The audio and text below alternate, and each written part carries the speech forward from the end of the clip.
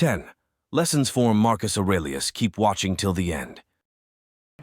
For me, studying philosophy is like reading an instruction manual for life that was written by some of the greatest minds to ever grace the human race.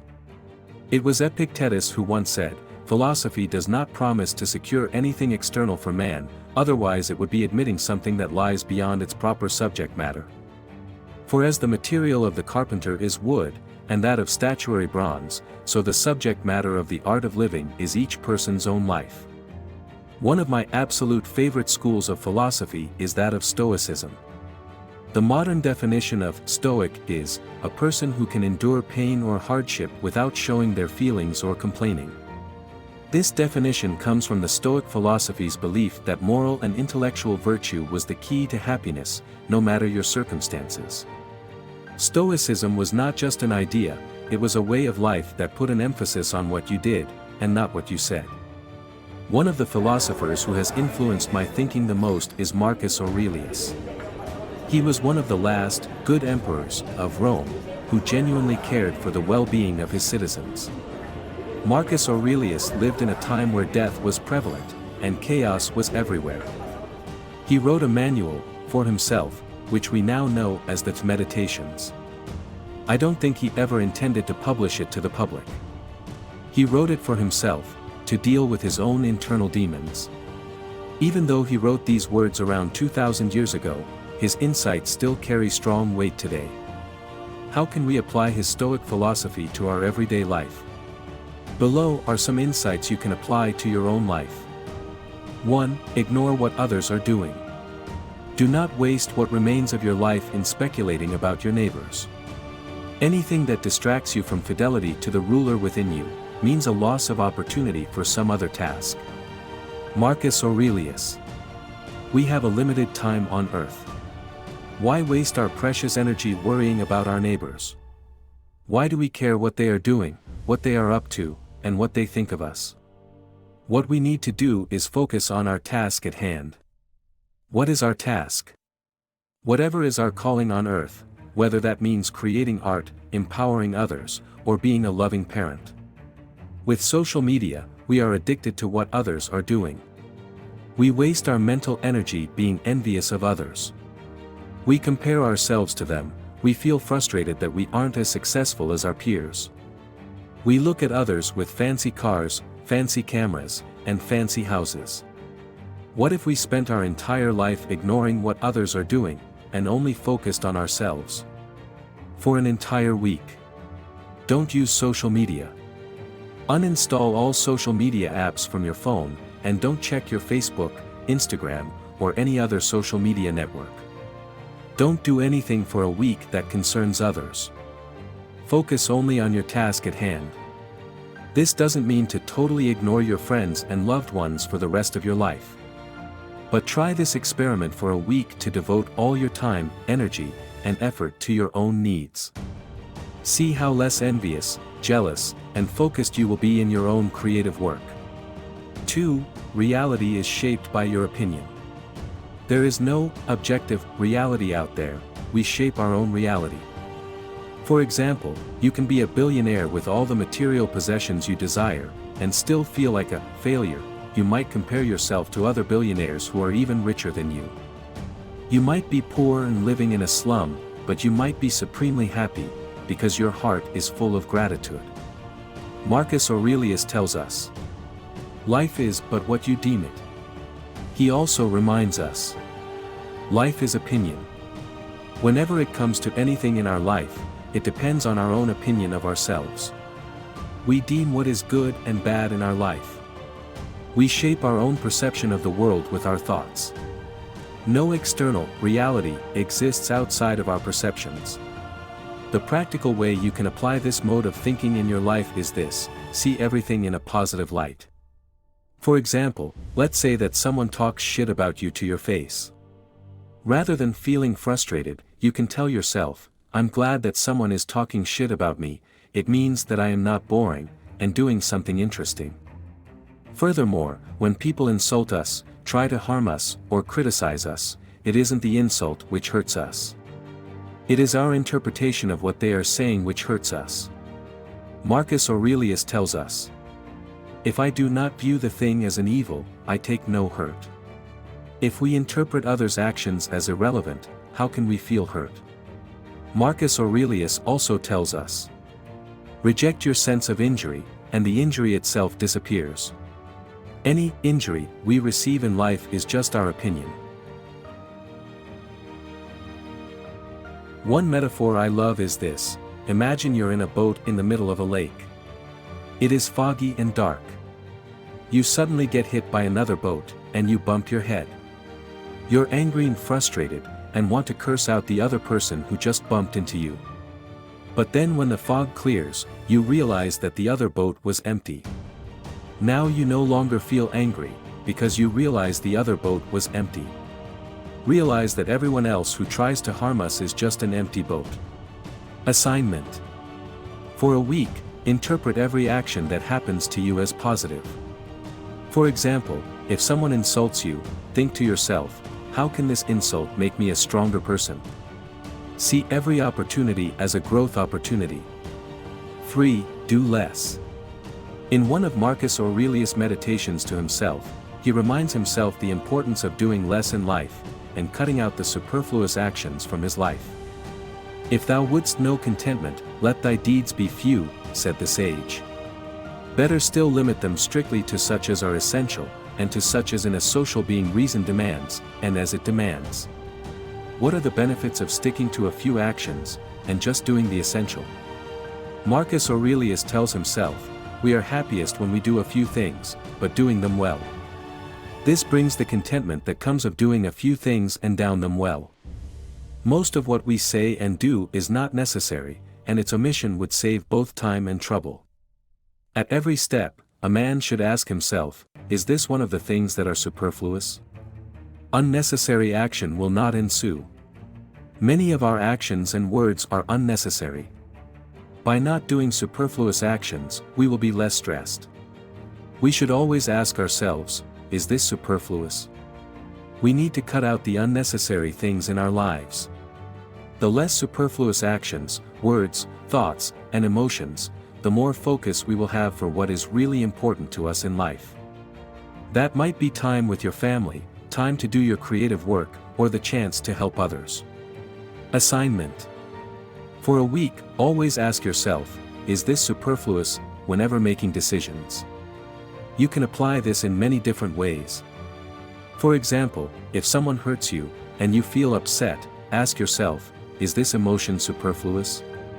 When it comes to social obligations, ask yourself, is this social meeting superfluous? Learn how to say no, and say it as often as you can. 4. Death is knocking at your door. I think about death a lot. A lot of people forget the phrase, memento mori, remember, you will be dead soon.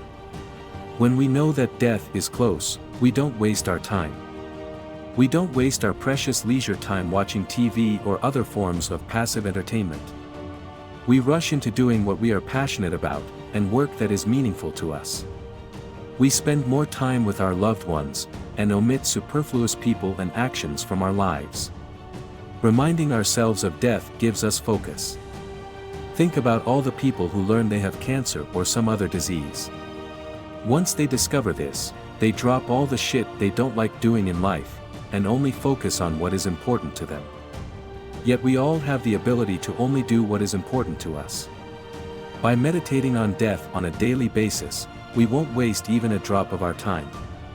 Even Marcus Aurelius would tell himself, very soon you will be dead, but even yet you are not single-minded.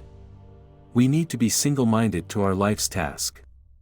A simple exercise we can do to remind ourselves of life and death is this. Take it that you have died today, and your life story is ended, and henceforward regard what further time may be given you as an uncovenanted surplus. Marcus Aurelius. Whenever I go to sleep, I imagine like it is the last time I'm going to sleep. I consider my entire life, my day, and whether I did everything in my power to help empower those around me. I only procrastinate on things that I wouldn't mind being undone if I were dead. And when I wake up the next morning, I throw my hands up in the air and tell myself, it is amazing to be alive. I wonder how I can best use today to help others. We all need to remind ourselves of death knocking on our door, or else we will never have focus in our lives. Assignment. Today, imagine like it were your last day on earth. What would you do, and what would you not do for your day? What would you tell your loved ones? Who would you spend time with, and who would you not spend time with? What creative act would you do? What would you not do in your day, if you knew today was the last? Constantly meditate on this, live every day as if it were your last.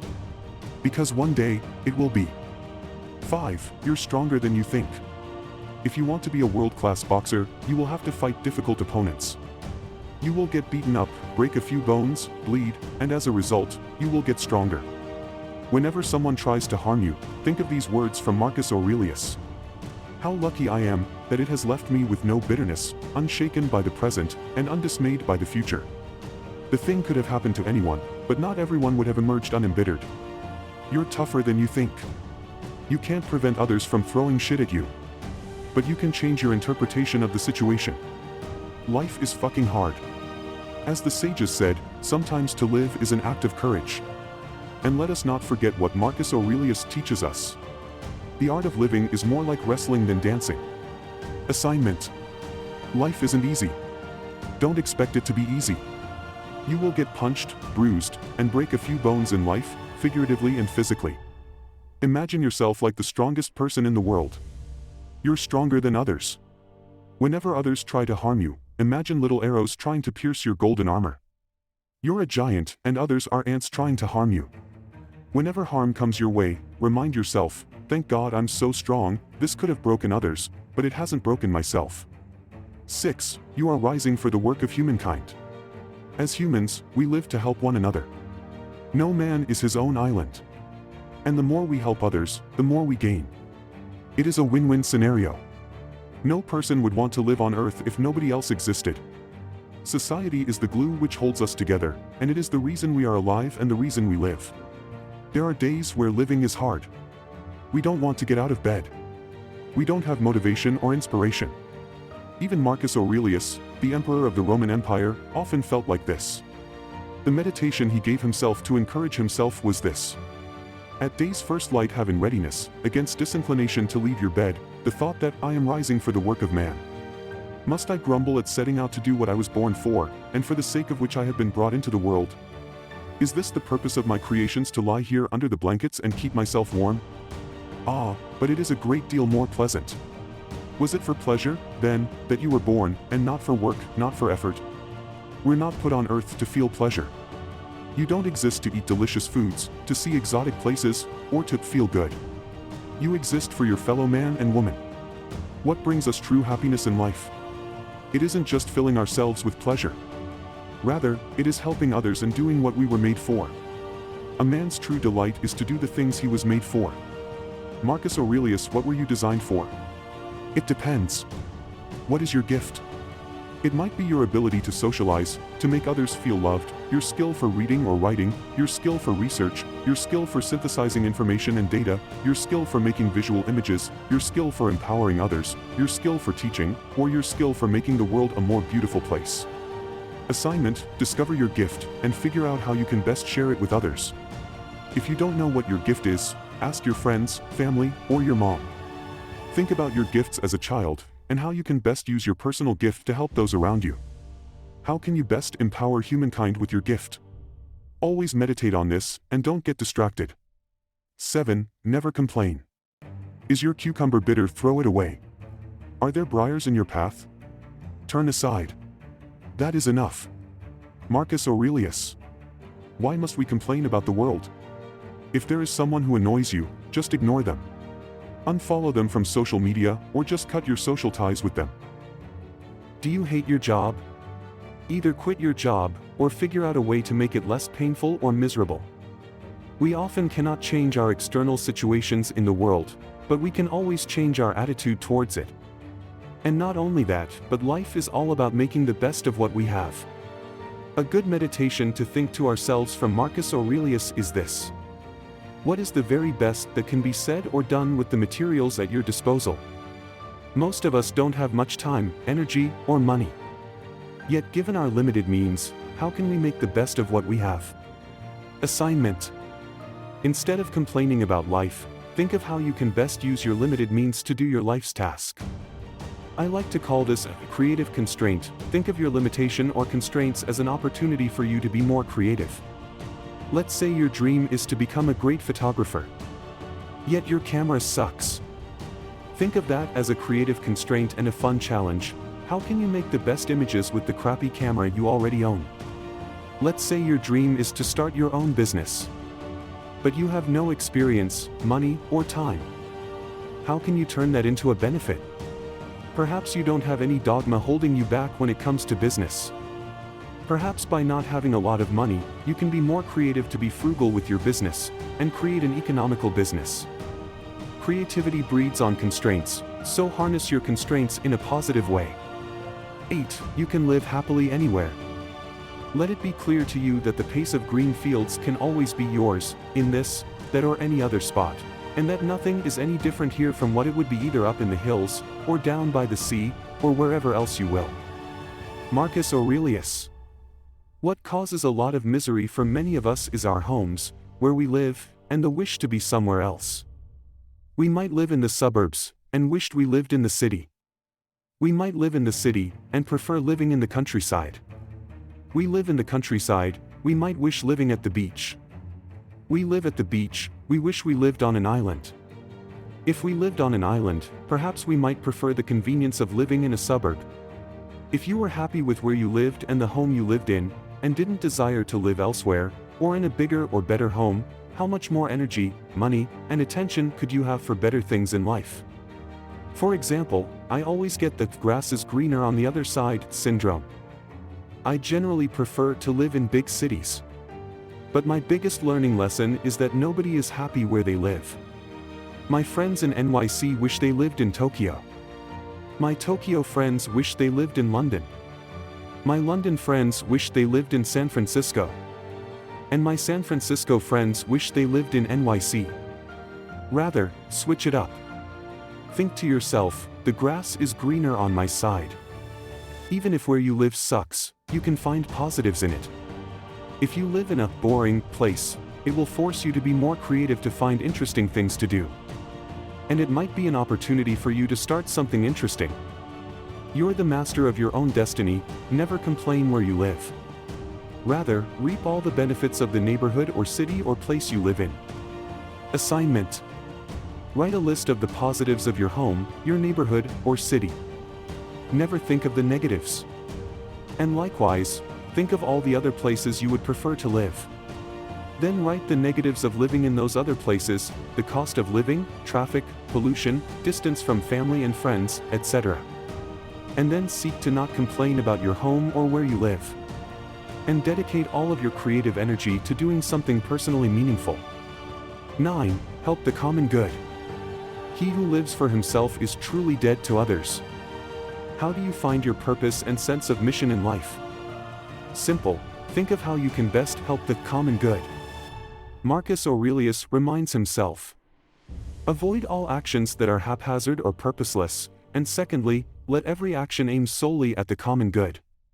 To be an honorable and purposeful human being is to help others. To help others not as fortunate as us. To share our gift, our knowledge, and our resources for us. It means to keep doing good towards others, even though they may hate us. As Marcus Aurelius says, piling good deed on good deed until no rift or cranny appears between them. It is hard. We need to learn how to do good for others, without expecting any sort of reward. The good act in itself is good enough. To be human is to help serve others. Once you have done a man a service, what more would you have? Is it not enough to have obeyed the laws of your own nature, without expecting to be paid for it? That is like the eye demanding a reward for seeing, or the feet for walking. It is for that very purpose that they exist, and they have their due in doing what they were created to do. Similarly, man is born for deeds of kindness, and when he has done a kindly action, or otherwise served the common welfare, he has done what he was made for, and has received his quittance. Marcus Aurelius. And once you help others, forget it. Better yet, don't even be conscious that you're helping others. Marcus Aurelius tells us to have no consciousness of all of what he has done, like the vine which produces a cluster of grapes looks for no more thanks than a horse that has run his race. The pleasure of having helped others is good enough. Assignment. For a week, do good unto others, without expecting any praise. 10. Be grateful of your blessings.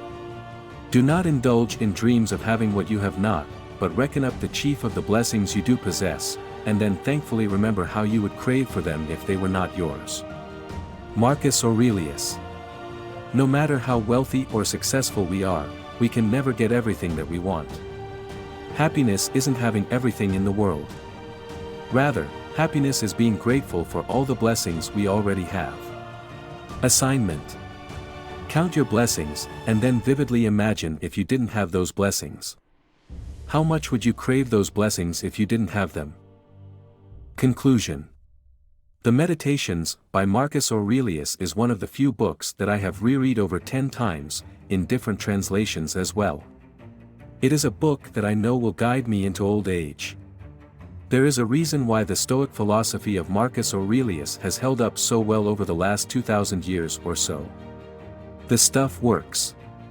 I hope that you can also integrate some of these lessons into your life. To give you less suffering, stress, anxiety, and more strength to do your life's task, to serve the common good. Always. Eric. Hey, thanks for watching. I appreciate your comments, like and shares. That gives me strength and energy to do more hard work. Show your love and affection. And most important, don't forget to subscribe my channel. Bye-bye. Thank you.